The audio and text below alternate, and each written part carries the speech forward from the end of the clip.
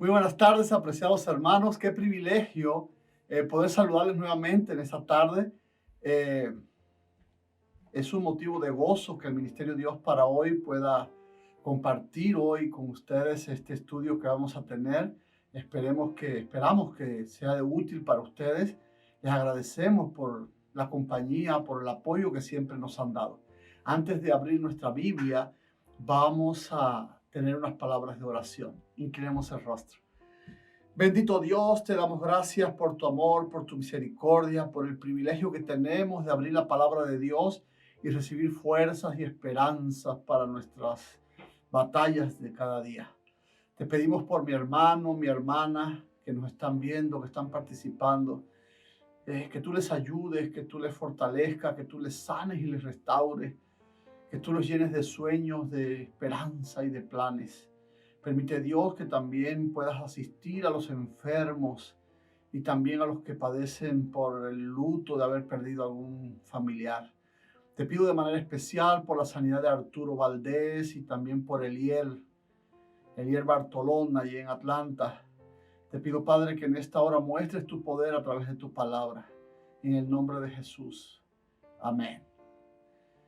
Mis hermanos queridos, les invito a buscar allí el Evangelio de Mateo y donde vamos a encontrar la meditación para este momento.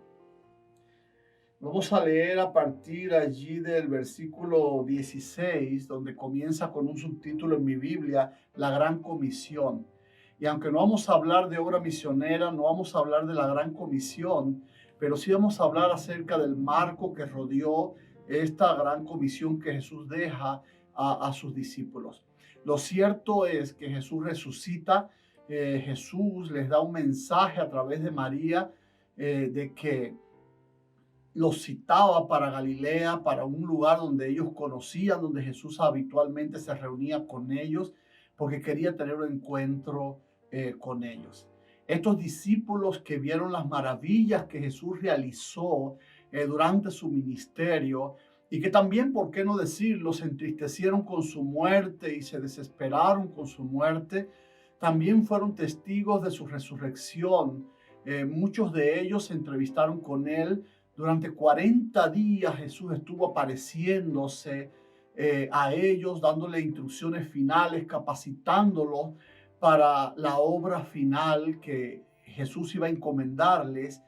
Y realmente fue algo tremendo porque ellos recibieron fuerza, recibieron esperanza a través de estos 40 días de comunión con su maestro, ahora ya resucitado, ahora ya victorioso de la muerte, para garantizarnos a nosotros también la resurrección nuestra y la victoria sobre la muerte que también a través de Jesucristo tú y yo podemos alcanzar.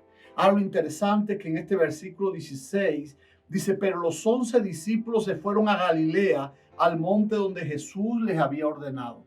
Es decir, ahora son 11 discípulos. Recuerden que el número 12, Judas Iscariote, pues traicionó a Jesús y luego por el remordimiento y la culpa fue y se quitó la vida.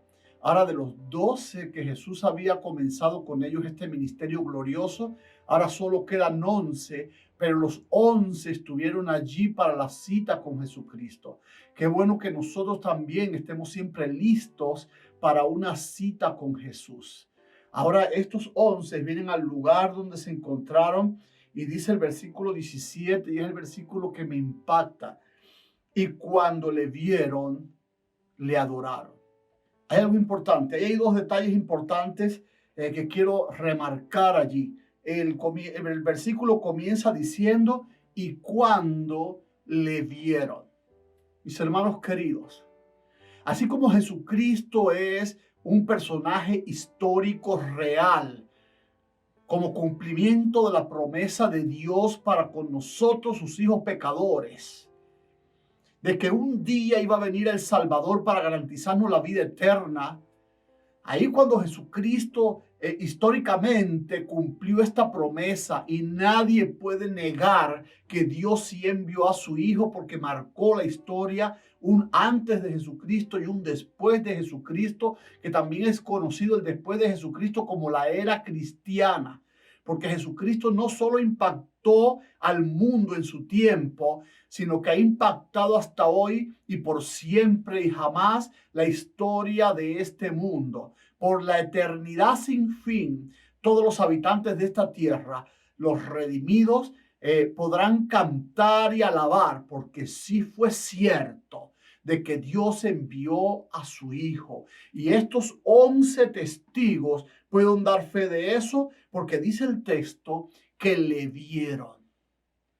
Estos 11 discípulos que caminaron con Jesús, que le sirvieron, que fueron sus instrumentos incluso de salvación y de alivio de los dolores y las penas junto con Jesús en el tiempo del ministerio público de Jesucristo, ahora después de la muerte, le vieron como testimonio definitivo de que Jesús sí era quien decía que era ser. El Hijo de Dios, el Salvador del mundo, tu Salvador, mi Salvador. Ahora hay otro detalle interesante. Dice que cuando ellos le vieron, la segunda cosa que hicieron después de verlo fue adorarlo. Es decir, llegaron al monte, al lugar donde Jesús los había citado, y pudieron sus ojos ver a Jesucristo en la belleza de su santidad, en la hermosura de su santidad. Y cuando pudieron contemplarlo y confirmaron que ciertamente era Él, ahora todos se postran y le adoran. Es interesante. El capítulo 5 de Apocalipsis nos habla de cómo todos los seres celestiales, los ángeles, los seres no caídos del universo, reciben a Jesucristo y le adoran y reconocen su grandeza por la obra que hizo en esta tierra en favor de nosotros sus hijos.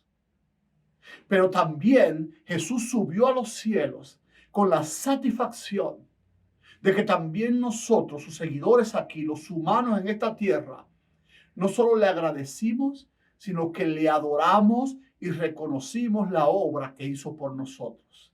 Ahora vemos a 11 apóstoles, 11 seguidores de Jesús, todos postrados en el monte, ante aquel que creó todas las cosas, incluyéndonos a nosotros, y que también garantizó nuestra salvación a través de su ministerio, de su muerte en la cruz y de su resurrección. Porque es importante. Esas tres etapas en la vida de Jesús son importantes para nuestra salvación.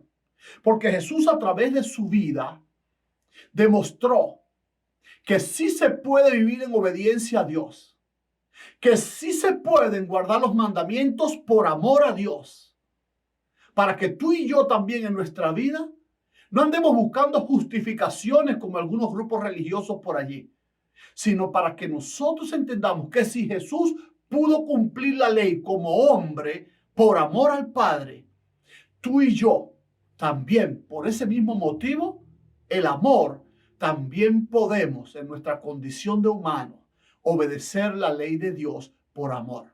Así que fue importante la vida de Jesús, fue importante el testimonio del ministerio público que Jesús desarrolló, sí, y en gran manera. En primer lugar, para que nosotros podamos obrar conforme al ejemplo que Él nos dejó.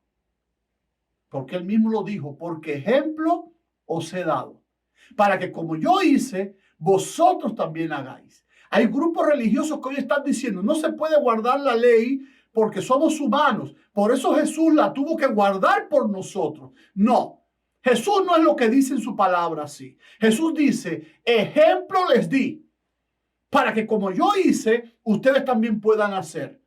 De hecho, en el capítulo 14 dice que las cosas que Él hizo, mayores cosas nosotros también podremos hacer.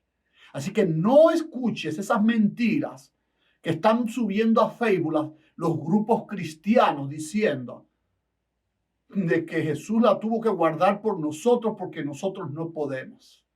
Eso es una justificación de Satanás que ha engañado la mente de los hombres para que vivamos en anomía, es decir, en rebeldía a la ley de Dios. ignorando que fue precisamente la rebeldía lo que nos condenó a muerte eterna por causa del pecado. No nos dejemos engañar. La vida y el ministerio de Jesucristo nos muestran que hay poder en una vida de comunión con Dios, en una vida de devoción a Dios. Y así como Jesucristo nos dio ejemplo, nosotros también podemos vivir como Él vivió y podemos obrar como Él obró. Si nosotros fundamentamos nuestra fe y nuestra confianza en una comunión estrecha a nuestro Padre Celestial. Esa es la garantía. Lo que pasa es que hay mucha gente que quiere buscar justificación para seguir viviendo un cristianismo nominal, de visitar las iglesias, incluso están dispuestos hasta a pagar por no venir al arrepentimiento y a un cambio de vida. Porque Jesucristo y su amor merecen que tú y yo nos arrepintamos y dejemos nuestras costumbres y gustos mundanales para servirle a Él. Y entonces tú verás qué fácil se va a hacer el fruto de la obediencia y el fruto de la fe como testimonio de que Jesucristo y el Espíritu Santo moran en nosotras. Así que, mis hermanos, la segunda etapa es la muerte en la cruz. Importante esa etapa también, que también fue un hecho histórico. Importante porque a través de la muerte de Jesús, así como he explicado que su vida fue importante, también la muerte en la cruz fue incluso más importante aún. Porque la muerte en la cruz de Jesucristo por ti y por mí fue lo que pagó nuestra deuda. Fue lo que rompió el muro de separación entre nosotros y Dios. Ahora, a través de Jesucristo intercediendo por nosotros y nosotros en comunión con Él para agradar a nuestro Padre Celestial, es que nosotros podremos tener una vida santa en obediencia. Porque la conversión es el milagro de un minuto. Pero la preparación de un santo es la obra de toda la vida. Y solo por medio de la obediencia y de la fe podemos nosotros ir santificando nuestras almas para ese momento en el que nos encontraremos con Él nuevamente para vivir eternamente en su presencia. Sí, mis hermanos. Pero ahora el segundo paso es la cruz. Jesucristo murió en la cruz para pagar nuestra deuda, para romper el muro de separación entre Dios y nosotros, para que nosotros fuésemos libres de la culpa, del pecado, para que nosotros podamos comenzar una nueva vida en Cristo Jesús, desde el mismo momento en que aceptamos su sacrificio, con la seguridad y la esperanza de que esta nueva vida tendrá como resultado la vida eterna y la comunión directa con el Padre, porque le veremos cara a cara, porque habitaremos con Él por la eternidad, porque ya toda nuestra culpa, toda nuestra deuda ha sido pagada en la cruz. Es importante la muerte de Jesús en la cruz y en gran manera, porque si no hubiese muerte en la cruz, tú y yo estaríamos perdidos y sin reconciliación con nuestro Padre Celestial. Ahora viene la tercera etapa. ¿Cuál fue el tercer paso? La resurrección. La resurrección es la que nos garantiza que tú y yo también, no importa si vivamos hasta la venida o si morimos antes de que Jesús venga, no hay nada que pueda robarnos nuestra esperanza. ¿Por qué? Porque Jesús estableció que como Él como hombre, recuerda que Dios es quien pone las leyes para vivir en este planeta. Las leyes físicas de vivir aquí, sí, la descubrió Newton y tantos otros científicos más, pero ellos no las crearon. Ellos las descubrieron. Las leyes para garantizar la vida en este planeta fueron creadas por Dios. Y cuando Jesucristo como hombre murió y resucitó, estableció una ley nueva para los hombres. Todos los hombres ahora tienen que resucitar. Ahora, eso sí, unos para vida eterna y otros para perdición eterna. Por eso es que Pablo dice que si la resurrección de Cristo no existió, vana sería nuestra fe. Así que si fue importante su vida y su ministerio, si fue importante la muerte en la cruz, más importante aún fue su resurrección. Porque ¿quién quiere o quién necesita un Dios muerto? La resurrección es la que me dice que Jesucristo venció a la muerte. Y que como Él la venció, a través de Él, tú y yo también la podemos vencer. Porque en Jesucristo Dios nos hace más que vencedores en todas las cosas. Así que por esa razón merecía ser adorado. Y ahora los discípulos adoran a Jesucristo. Pero hay algo triste aquí. 11 discípulos quedaban de aquella iglesia que Jesucristo fundó a través de su ministerio. Pero lo que me entristece es cómo termina el versículo 17. Pero algunos dudaban. Mis hermanos queridos, he allí el obstáculo mayor para que la fe pueda operar en nuestro corazón el milagro poderoso de la esperanza, de la victoria y de la vida eterna para ti y para mí. ¿Qué pasó? Aunque habían vivido junto a Jesús por 3 años y medio, aunque habían visto las maravillas que Jesús había hecho, aunque vieron a Jesús resucitado con sus ojos, todavía había gente que dudaba. Qué triste realidad del ser humano. No hay nada que Dios pueda hacer. Siempre nuestra condición pecaminosa nos va a llevar a la duda. Es la duda lo único que invalida el poder de Dios en nuestras vidas. Pero ¿cómo es posible que esta gente que había visto tanta maravilla ahora se atreven a dudar? Y nosotros hoy, aquí leyendo este texto, un poco como jueces severos, juzgamos a estos 11 apóstoles. Pero tú y yo también caemos en la duda. Aun cuando Jesucristo hasta hoy ha hecho grandes milagros en nuestra vida, hoy que la economía, nuestra economía, no hablo de la del mundo ni la de los países, cuando nuestra economía, nuestro bolsillo está vacío, está arruinado, ahora comenzamos a dudar cómo pagaremos nuestros compromisos, cómo nos sostendremos, porque dudamos de que Dios pueda hacerlo por nosotros. Somos tan culpables como estos 11 discípulos. Pero hoy, mis hermanos queridos, no es tiempo para dudar. Hoy es tiempo, sí, como dice el versículo 17, para contemplar a Jesús, para verle. Hoy es tiempo, y ningún otro tiempo ha sido mejor que este, para que le adoremos en medio de la prueba, en medio de la dificultad, en medio del valle de sombra y de muerte. Pero hoy, precisamente, no es tiempo para dudar. Es tiempo para reconocer que es en los momentos de crisis donde Dios se hace visible y muestra a sus hijos. ¿No te crees que fue una ofensa? Que Jesús sintió un dolor supremo cuando vio a esos seguidores suyos dudando. Pero ahora Jesús, en vez de juzgarlo, Jesús les da la medicina para curarlos de la duda para siempre. Y esa medicina yo quiero compartirla contigo hoy.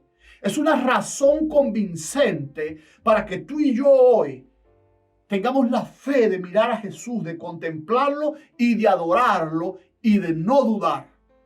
Jesús seguro miró el corazón de sus discípulos y dijo, ¿qué puedo hacer por ellos? ¿Qué razón puedo darles para que no duden nunca más? ¿Quieres dejar de dudar? ¿Quieres tener temor cuando vienen las pruebas? Vamos a ver entonces la medicina que Jesucristo le dio a estos 11 discípulos, que también es una medicina contra la duda para nosotros hoy.